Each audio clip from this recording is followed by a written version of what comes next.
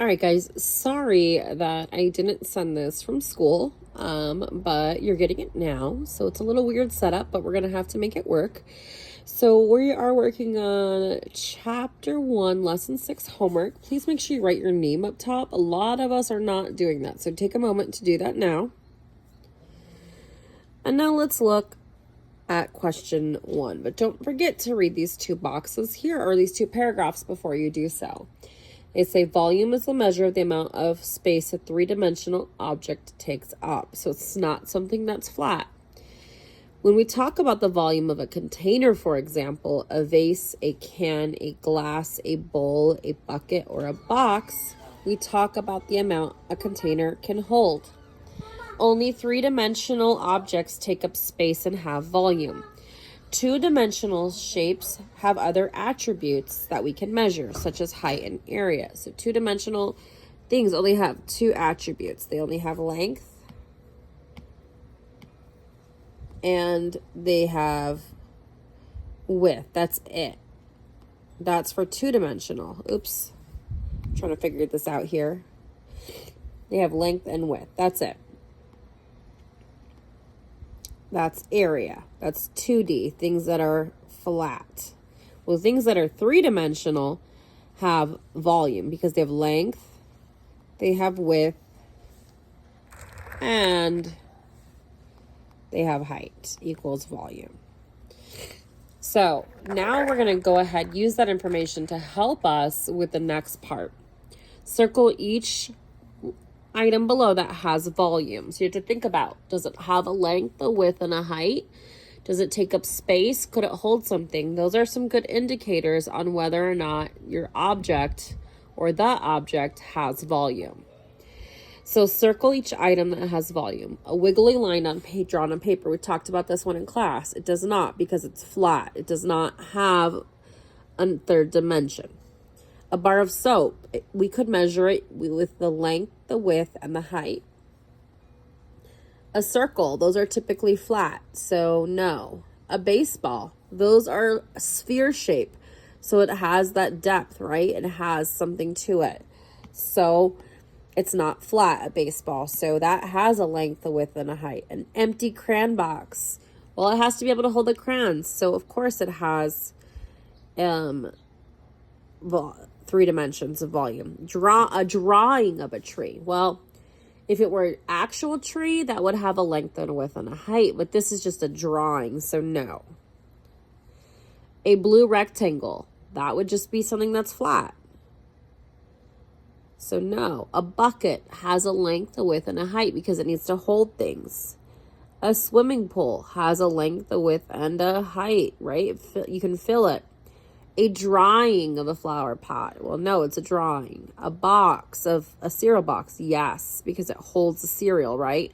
It has a depth to it. The kitchen sink. Yes, because it has a length, a width, and a height. Choose one of the items you circled. Describe one way you could measure the volume of that item.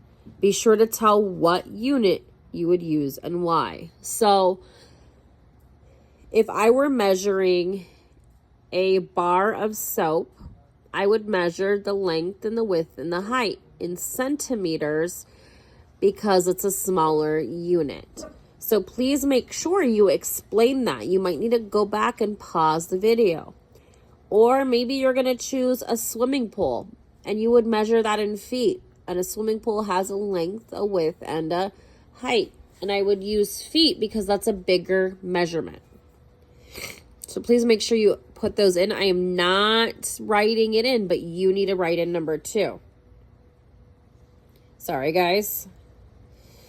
So now, solve. I want to see your work here. If I don't see your work, you're going to have to make sure you submit your work by stapling another piece of paper or writing in the side. But if you just write the answer in, you're not getting credit. So remember, PEMDAS, and we wrote this earlier in class, parentheses first. Then we have exponents. Then we multiply and divide from left to right. And then we add and subtract from left to right.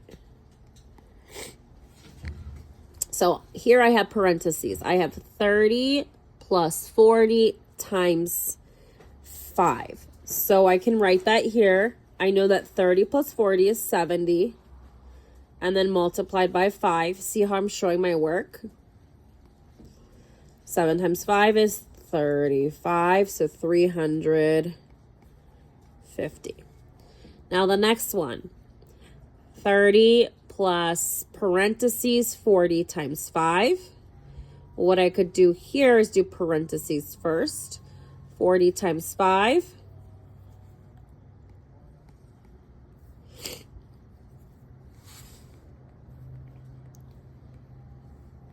is 200. And then I need to add 30. 230. Sorry. Now I have 694 minus 95. Now I notice some of us are forgetting to regroup. When we subtract, make sure you regroup. I can't do 4 minus 5, so I have to go next door and get 10 more. And this 9 becomes an 8. So now I have 14 minus 5, 9. Now I have an 8 minus 9. Well, I can't do that, so I'm going to go next door and get 10 more. 18 minus 9 is 9, and then bring down the 5 because there's nothing. So I have 599 plus 2 plus 3. Well, I got to do 2 plus 3 next, which is 5. Now add the 5 here. What do we get? Don't forget to regroup. 604.